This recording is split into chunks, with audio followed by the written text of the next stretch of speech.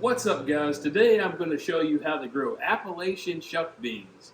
And I'll tell you what, to me, these are so much better than what you can get in any store. You know what I mean? Like sometimes whenever you go to a store, you get a bean, but they don't have any beans in them. These things are packed with big old beans. And I don't know about you, but if it doesn't have a bean inside of it, I don't know if that's a bean or not.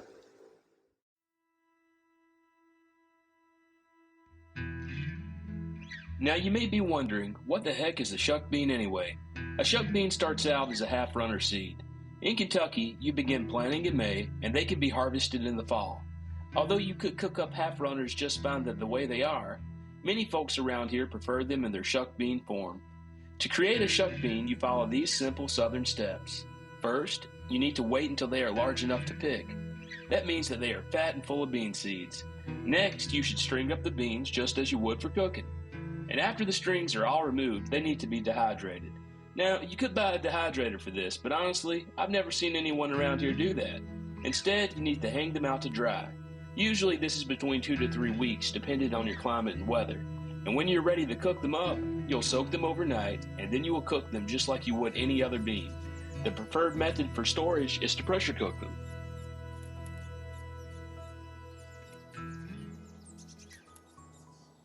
Alright, now that we got the green beans strong, what we're going to do is we're going to take a needle.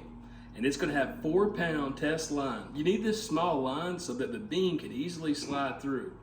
Now whenever you take the needle, you want to put it right here in between the bean seeds and push it all the way through, just like this. Now, you're just going to slide it right on down the string. And we're just going to continue and repeat from here. Now when you slide the beans down, you're going to need something to stop them. I use a paper clip. It seems to work really nice. But you can use anything you'd like. A washer, anything that can hold them. Anything will do to be just fine.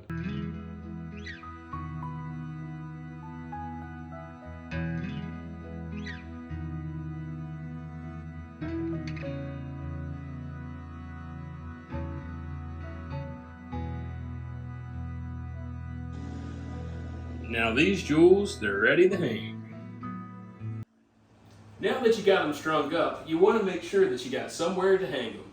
You know, when my great-great-grandmother, she used to string them up over her porch, and they would go the entire length of her house under there. Well, I don't have that, but what I do have is a window that faces toward the sun. So I just take a bar like this, and then I put my strings and I let them hang down so that they can dry out in the sun.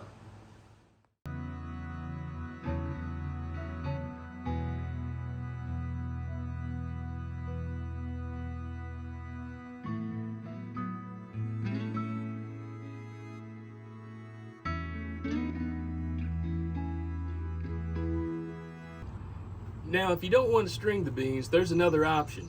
One thing you can do is go ahead and string them up, break them, and then put them in the back of a truck just like this. The advantage of doing this in the back of the truck is so that you can keep the wind off of them. This is a great way to help them dry out. Right now, we're certainly sitting at right around 84 degrees, and the sun is full bright right now. And as far as knowing when they're done to be ready, just get you a bean, look at it, and if it's easy to snap, then it's ready.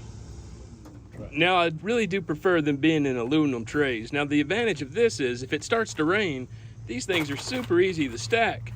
So if the weather gets bad, well, I'm gone. I can go ahead and be right on my way. Now, gardening is my therapy, but the rewards, well, they can be awesome. It is great feeling when you can make delicious and nutritious food that can feed you and your entire family.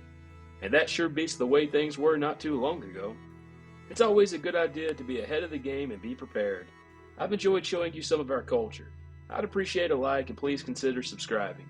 Tight lines, shuck beans, everybody.